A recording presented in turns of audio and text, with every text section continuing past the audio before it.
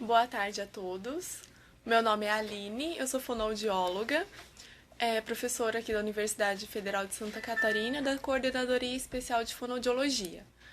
Hoje eu vou trazer para vocês um tema que é relacionado à afasia, com algumas orientações para a atenção básica mais voltadas à comunicação, como que a gente consegue se comunicar aí com o indivíduo afásico. Portanto, o que seria a afasia? Eu trouxe duas definições aqui, sendo a primeira dizendo que trata-se de uma consequência de lesão cerebral afetando os aspectos de conteúdo, forma e uso da linguagem oral e escrita, em relação à sua expressão ou compreensão. Outra definição vem dizer que é a perda completa ou parcial da faculdade de expressar pensamentos por meio da fala, da escrita ou de gestos, podendo interferir da mesma forma na capacidade de compreender o que é falado ou escrito. Portanto, nós temos então uma clara definição de que a afasia é decorrente de uma lesão cerebral adquirida. Geralmente, ela acontece no hemisfério esquerdo, que é o responsável pelos nossos movimentos e ações do lado direito do corpo. É importante salientar que os quadros afásicos nem sempre são iguais, Depende muito do local da lesão cerebral, da extensão dessa lesão, do tempo que o indivíduo sofreu a lesão e veio para procurar atendimento. Então, isso tudo tem que ser levado em consideração quando se trata do quadro afásico. Quais são as causas, então, desse quadro afásico? Geralmente, a causa mais comum é o acidente vascular encefálico, conhecido também como AVC, acidente vascular cerebral, ou derrame. O Ministério da Saúde mostra que o AVC é a principal causa de morte e incapacidade no Brasil. Então, é um tema que tem que ser tratado com atenção por conta das consequências que ele leva na vida da pessoa. Portanto, o AVC trata-se da parada da circulação do sangue, de dois modos, sendo o isquêmico e o hemorrágico. Deve-se tomar atenção, principalmente na atenção básica, aos sinais e sintomas desse AVC, podendo ser o formigamento de um lado da face, dormência de um lado do corpo, assimetria facial na hora de fazer um sorriso, Pode pedir para o paciente estender os dois braços e ver se a fraqueza pode estar presente de um lado do corpo, uma dor de cabeça súbita, sem causa, são sinais que merecem atenção para um socorro rápido do indivíduo. Outra alteração que pode estar presente são os tumores cerebrais, que podem ser benignos ou malignos, ocupando espaço no cérebro à medida que se desenvolvem, gerando aí uma pressão intracraniana e podendo, portanto, levar a alterações de comunicação, bem como os traumatismos crânioencefálicos, que podem também, dependendo do local da lesão e a gravidade, gerar alterações de fala e linguagem do indivíduo. E eu trouxe também aqui as doenças degenerativas, que as principais são o Alzheimer e o Parkinson, que eles causam uma deteriorização da função neurológica, podendo aí levar a alterações de comunicação também. Vale lembrar aqui a respeito da transição demográfica e epidemiológica que o país tem sofrido. Então, com o aumento do número de idosos, aumento da expectativa de vida, mudança das causas de morte e morbidade. Então, isso tudo tem que ser analisado, a fim de a gente conseguir fazer ações de prevenção dessas causas e não levar aqui, por exemplo, a um quadro afásico, que é o tema de hoje. Os tipos de afasia. Existem classificações específicas para cada tipo de afasia.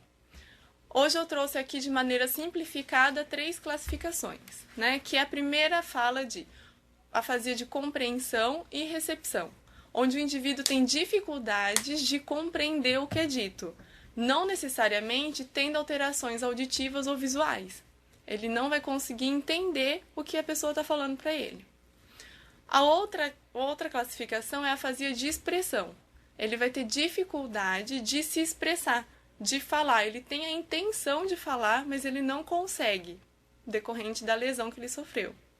E também tem um terceiro item, que são as duas classificações anteriores juntas, que ele não vai ter vai ter, né, a dificuldade de compreender o que está sendo dito e também de se expressar, né, que é um caso um pouquinho mais agravado. Então, diante os quadros de afasia, na fonoaudiologia, a gente tem algumas classificações, né, das manifestações desses quadros dentro da afasia em si. Então, uma dessas características é o mutismo, onde, como o próprio nome diz, o indivíduo não consegue falar nada. Ele fica num estado de mutismo, ele fica mudo, e geralmente esse quadro é instalado após o acometimento cerebral. Outra característica é a estereotipia, né? Geralmente são produções vocais, né, inconscientes e sem valor proposital.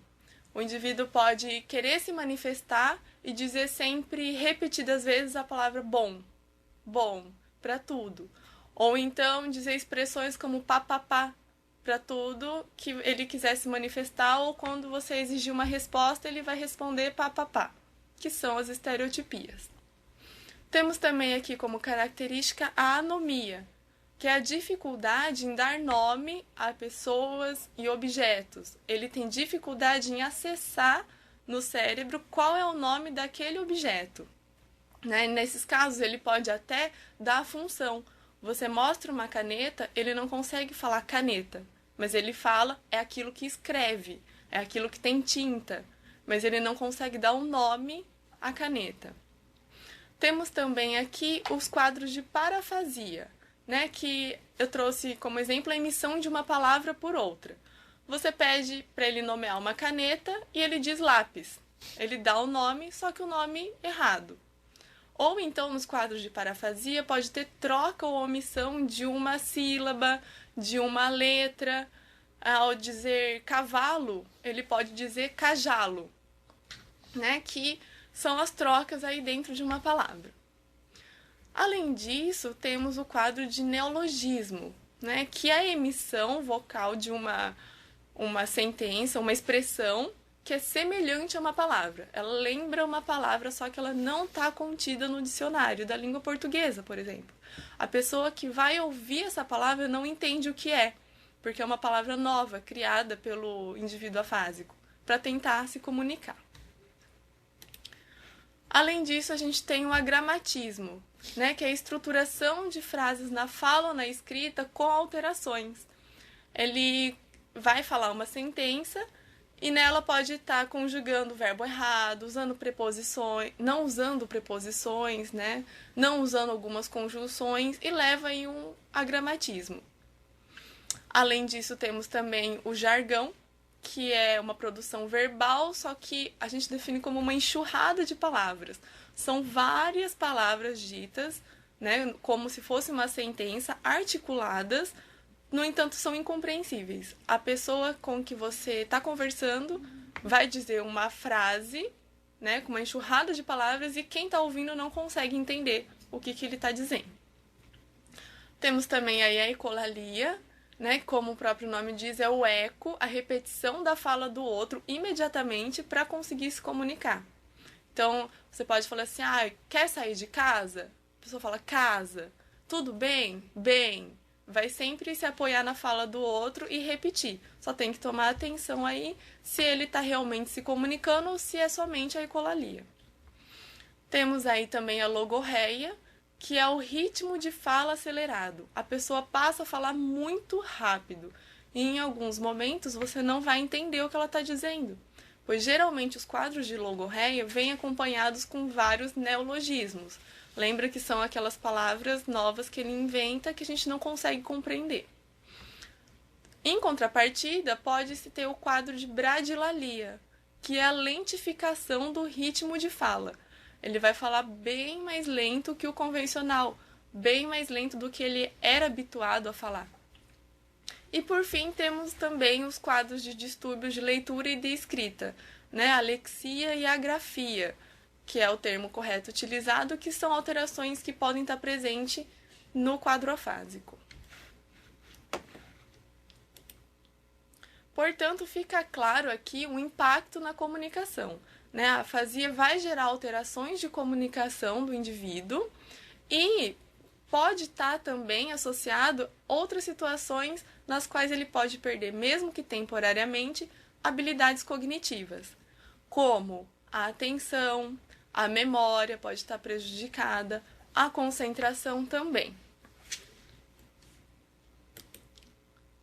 E aí, vale também salientar, nos indivíduos afásicos, os aspectos sociais.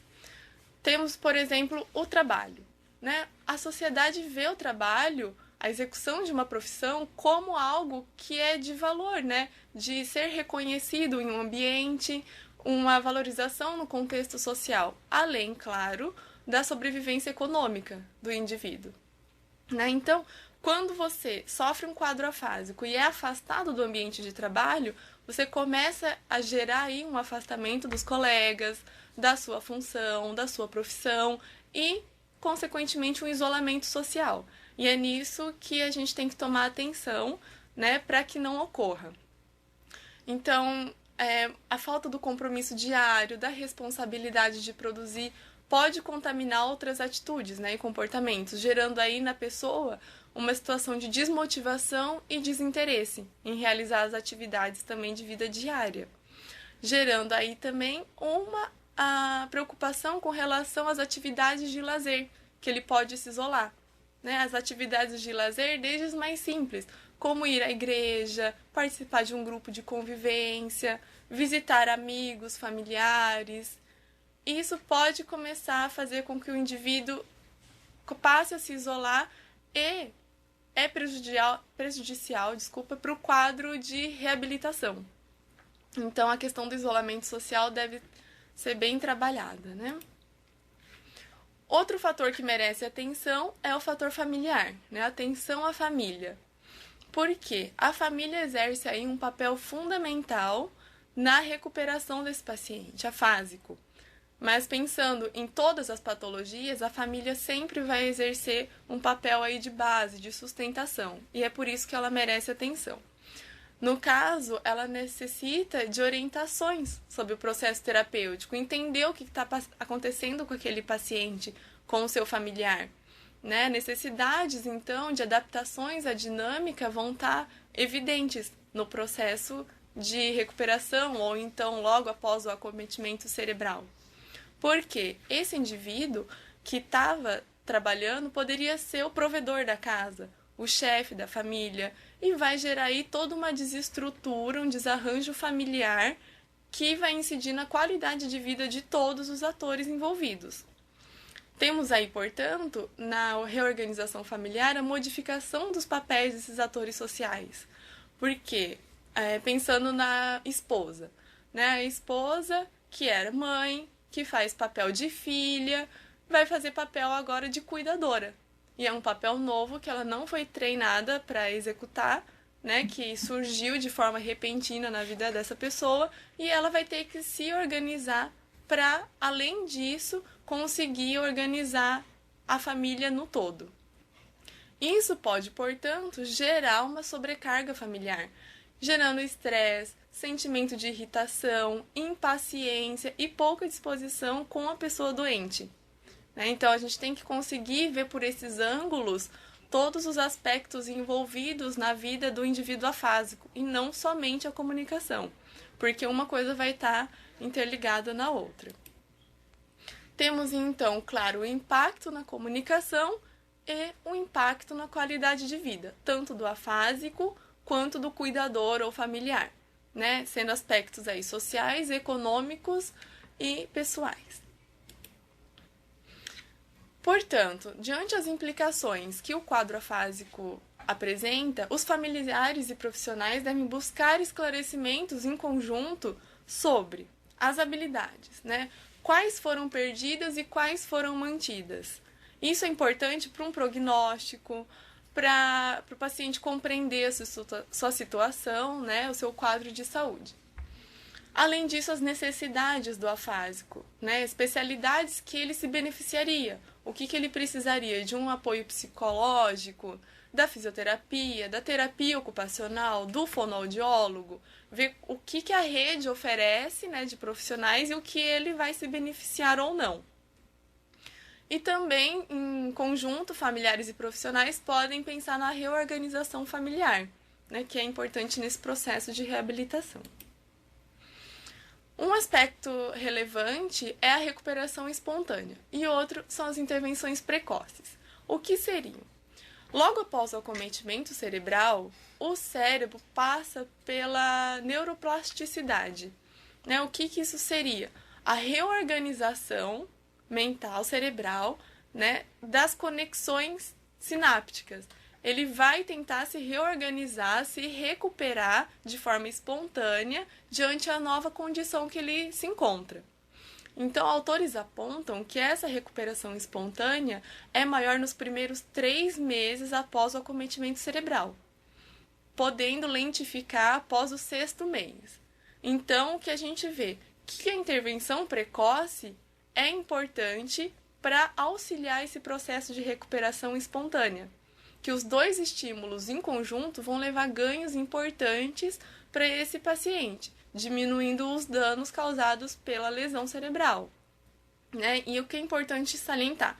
Que a recuperação espontânea não é quantificável, né? Não dá para saber exatamente quanto ele vai melhorar. E o que se espera é que o processo de reabilitação deixe o indivíduo mais próximo da normalidade que ele tinha, mas nem sempre isso é possível. Portanto, é fundamental ações de promoção de saúde e prevenção de agravos dentro da unidade de saúde, né, ou dos centros de saúde, podendo essa ser realizada em atuação de visitas domiciliares, em grupos pré-existentes dentro da unidade, diante da organização de novos grupos, por exemplo, um grupo de hipertenso para trabalhar essas orientações. Aqui eu trouxe um exemplo de orientações a grupo quanto aos fatores de riscos modificáveis, não modificáveis e potenciais para um AVC. Né? Sendo os não modificáveis, por exemplo, o fator idade, a presença de um histórico de acidente isquêmico transitório. Né? Então, são aspectos que podem ser levados em consideração. Quanto aos modificáveis, nós temos a hipertensão arterial, o diabetes, o colesterol, o tabagismo. E como potenciais, temos aí o sedentarismo, a obesidade, o uso de drogas, anfetaminas, que podem ser orientados aí, né, o indivíduo para não ter uma reincidência de um AVC também, né, e piorar um quadro afásico. Aqui uns temas que podem ser abordados, como o que é afasia. Né? Muita gente desconhece o que significa essa terminologia, o que a causa dessa afasia, o que pode ser feito pelo indivíduo afásico. Como evitar um novo incidente que possa retomar o quadro afásico ou agravá-lo. A importância da participação familiar na reabilitação. Alterações de comunicação e comportamento que podem estar presentes no indivíduo afásico. Estratégias facilitadoras da comunicação e o trabalho da equipe multidisciplinar. Pensando em estratégias facilitadoras da comunicação, eu trouxe aqui alguns itens que podem ser utilizados para essa comunicação ser mais efetiva. Como informação prática, nós temos aqui seguir a orientação dos profissionais de saúde envolvidos na reabilitação. Seguir as orientações dos profissionais, mas também questioná-los. Né, quando surgirem dúvidas a respeito do processo terapêutico, dos ganhos, dos prognósticos, sempre buscar aí estabelecer uma relação de diálogo com esses profissionais, sempre visando a melhora da qualidade de vida e recuperação desse paciente. Manter atitudes positivas junto ao paciente, trazê-lo para a realidade, mostrar a situação dele, mas sempre de uma forma positiva, né, para não gerar aí falsas expectativas. Lembrar-se que ele pode não conseguir se expressar, mas pode compreender o que se passa com ele. Geralmente, se ele tem um acometimento cerebral, nem sempre ele vai ter uma alteração intelectual. Então, ele pode não estar conseguindo se expressar, mas compreende muito bem o que se passa ao redor. Então, lembrar-se disso e tratá-lo de acordo com a sua idade cronológica. Alguns pacientes sofrem um AVC, por exemplo, né, ficam com alterações, ficam acamados e as pessoas tendem a falar com uma voz infantilizada com esse paciente. Isso é desnecessário. Respeitar as opiniões. como eu disse anteriormente, a capacidade intelectual dele pode estar preservada. Junto a isso, a capacidade de julgamento.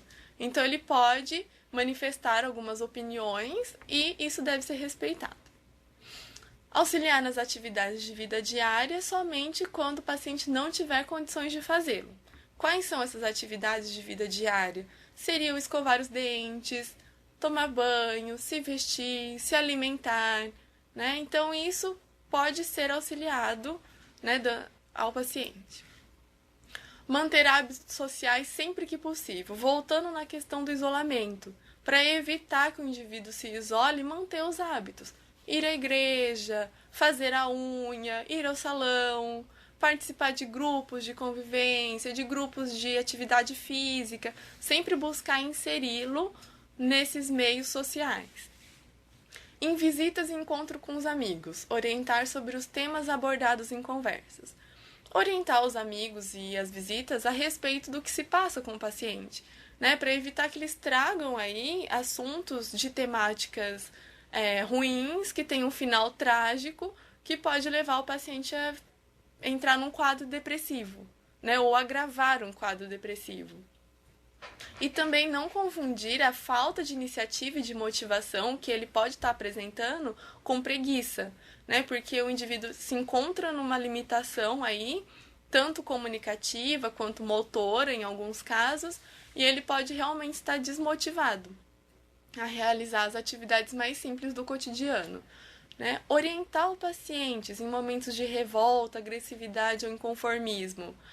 E essas situações podem acontecer, né, diante ao quadro novo, porque ele não vai mais se identificar, muitas vezes, como uma pessoa diante as limitações de comunicação, né? Diante de uma pessoa comunicativa que ele poderia ser, ele vai encontrar limitações e ele pode não estar se reconhecendo nessa nova situação e pode gerar aí casos de irritação, agressividade. Então, o familiar, o cuidador, sempre deve procurar manter atitudes positivas e acalmar esse indivíduo.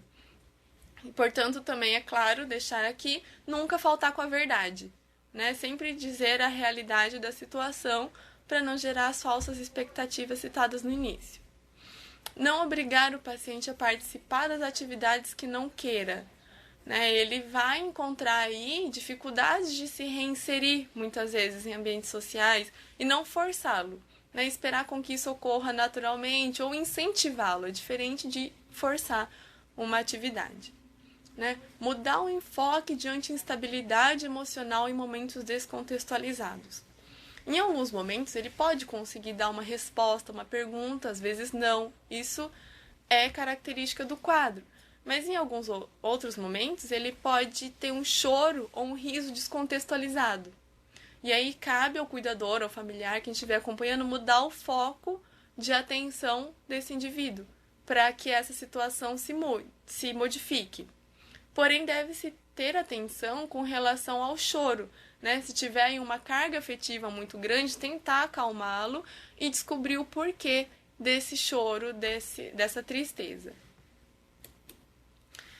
Em específico, para a comunicação, eu trouxe alguns pontos aqui, como a posição do falante, né? O ideal é falar de frente para a pessoa, mantendo um contato visual, porque ela vai ter uma capacidade aí de apoio visual na sua expressão facial, bem como na leitura labial, que pode ajudar na hora da comunicação, para ele compreender o que é dito e até mesmo para o ouvinte compreender o que está sendo dito pelo afásico. Manifestar interesse no assunto. Isso vale para qualquer momento de comunicação, não precisa ser um indivíduo afásico, né? Então, a manifestação do interesse é importante para qualquer conversação se estender, né? Ou para a pessoa ter interesse em se comunicar. Aguardando, no caso dos afásicos, o final da sentença, né? Se esforçar em compreender, evitar realizar os momentos de comunicação em ambientes ruidosos. Porque o ruído ambiental, o ruído de fundo que pode estar acontecendo, pode atrapalhar com que a sua mensagem chegue até um indivíduo de forma clara. Vai ter aí a competição de ruídos, né? Então, o ideal é falar num lugar mais silencioso, numa sala fechada.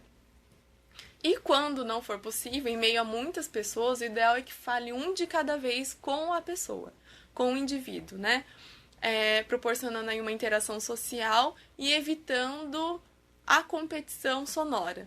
Tentar falar um por vez e assim também permitir com que ele fale, deixando ele falar e não interrompendo e nem interpretando a fala dele. Para isso tem que ter paciência, para tentar compreender a fala e para estimulá-lo a tentar se comunicar cada vez mais.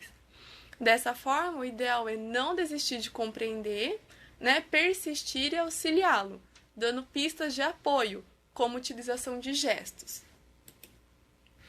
Além disso, pode-se oferecer dicas sobre objetos, apontando coisas ao seu redor. Quando for falar de horas, apontar para um relógio de parede ou apontar para o relógio de pulso, porque ele vai associar a informação com uma imagem e vai ficar mais fácil para ele conseguir se comunicar. Falar de forma pausada, mas com ritmo normal de fala, sem desagrupar palavras, porque quando você fala muito devagar, fica complicado para qualquer pessoa entender, né? Principalmente o indivíduo com alterações de comunicação. Então, o ideal é falar de forma pausada, né? Um pouquinho lentificado, mas também sem aumentar a intensidade da fala, sem gritar. Uma fala gritada é muito complicado de se compreender. Então, essas são as orientações de fala, né? Além disso, diante da dificuldade do paciente em compreender diálogos, pode-se utilizar recursos, objetos concretos, para que ele consiga compreender uma informação, né? Ou identificar as necessidades. Aqui eu trouxe o exemplo da água e do copo. Se você pergunta se ele está com sede ou se ele quer água, você pode pegar um copo d'água e oferecer, né? Daí fica mais fácil também dele conseguir associar, né, as necessidades que ele tem. Como a capacidade intelectual e de julgamento podem estar preservadas, é ideal que se explique os procedimentos médicos, né, que ele vai ser submetido e permitir que ele opine sobre o que será submetido, que ele consiga ter essa capacidade de opinar sobre a situação que ele se encontra. Além disso, diante das dificuldades que possam surgir, né, que ele tenha a se expressar aí, a gente pode estar aí oferecendo perguntas simples, curtas, que ele possa compreender melhor e que exijam respostas de sim e não. Que ele consiga simplesmente responder sim e não, conseguindo optar por uma ação específica, né? Ele vai ter aí, possivelmente também, a dificuldade de pronunciar palavras. Então, o ideal é que não se exija a pronúncia correta, né, dessas palavras, mas sempre dando um modelo adequado, sem cobranças. Elogio, né? Elogie o paciente em cada progresso. Isso vai retomar aquelas atitudes positivas, vai manter atitudes construtivas e realistas quanto à sua reabilitação. O elogio é fundamental para que ele consiga se motivar, né? E em momentos que ele estiver com problemas, a família, os amigos devem não recriminar, mas amparar essa pessoa para que ele tenha aí motivação para continuar no seu processo de reabilitação. Aqui é importante também prestar atenção, né, ao tom das palavras ou sons, porque ele pode não estar pronunciando palavras corretamente ou sentenças corretas, mas pela entonação que ele colocar em algum som verbal, você tem que ver se ele está tentando dizer alguma coisa específica, né? Então, ficar atento a esse tipo de tentativa de comunicação do indivíduo. Realizar leituras em conjunto, manchetes de jornais e revistas podem ajudar ele a se inserir no mundo de leitura escrita novamente, de ter intenção comunicativa, além de atividades de lazer, como uso de cantos, músicas, artistas preferidos dele, que ele pode aí estar desenvolvendo as habilidades comunicativas novamente. O importante aqui nesse caso é que o paciente se comunique, que ele seja compreendido, né, por gestos, apontando, falando, olhando em direção ao que deseja, utilizando fichas de desenhos simbólicos de comunicação suplementar ou alternativa, né, porque a intenção é que ele se comunique de alguma forma, que ele não fique isolado tanto do ambiente social quanto isolado da capacidade de se comunicar com as outras pessoas. Um aspecto importante da fonoaudiologia que não pode passar em branco é a questão de alimentação. né? Foge um pouco do tema de comunicação, mas é um item importante a ser salientado num quadro afásico. O indivíduo que tenha dificuldade de se alimentar, que tenha engasgos frequentes, tosse, né, pode estar aí aspirando a alimentação. Então, o médico e o fonoaudiólogo devem ser procurados para que ele consiga aí receber uma alimentação adequada. Seguem aqui algumas referências que foram utilizadas, né, ao longo de toda essa web. Eu posso deixar meu contato também com a equipe, caso hajam dúvidas, né, a respeito do tema. E eu acredito que por hoje seja isso. A gente vai começar aqui com as perguntas que o pessoal enviou. A primeira pergunta do pessoal lá de Doutor Pedrinho. A afasia sempre acontece depois de um AVC? Geralmente, a afasia acontece depois de um AVC, mas podem ter outras causas que levem a um quadro afásico, como traumatismo crânioencefálico, presença de doenças neurodegenerativas, né, como Parkinson, Alzheimer, tumores cerebrais, tanto os benignos quanto os malignos. E o pessoal de Penha aqui também perguntou. O pessoal de Penha comentou, né? Atuamos com bastante pacientes afásicos aqui. E aí eles estão perguntando, você tem alguma sugestão de atividades para afasia global? Você tem que traçar o perfil, o ideal é que trace o perfil assim, do grupo, né? Para ver assim, o tempo da afasia, né? O que ele sofreu, a lesão. E aí realizar algumas atividades avaliando o que está preservado, né? Nesses casos de afasia global. A partir daí, ver a necessidade de pode se dividir em subgrupos, esses afásicos globais, né? Por exemplo, ver se a maioria tem dificuldade com anomia, começar a trabalhar aspectos de nomeação com eles, qual a categoria semântica que está preservada, o que eles conseguem produzir ou não, o que tem de compreensão ou não preservado aí. A próxima pergunta, então, o pessoal de Rio dos Cedros perguntou. Você acredita que o tratamento do paciente com afasia deva sempre incluir um psicólogo dando suporte para a família? Tá, eu vi que o pessoal de Penha acha que precisa, né, do psicólogo, que é importante. Eu acredito ser importante o apoio psicológico, mas também depende da situação familiar.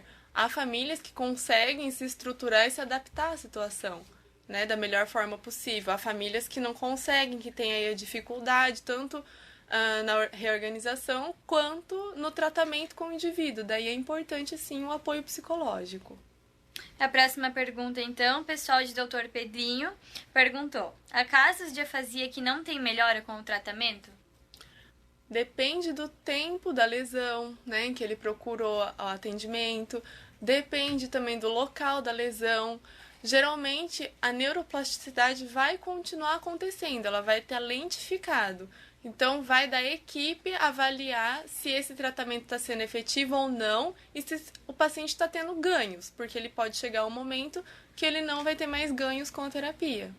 Bom, pessoal, eu gostaria de agradecer a participação de todos aqui, as perguntas enviadas pelo bate-papo. Espero ter contribuído de uma forma positiva para vocês, né? Vi aqui pelo feedback também que vários elogios. Gostaria de agradecer, então, a todos pela participação e até uma próxima.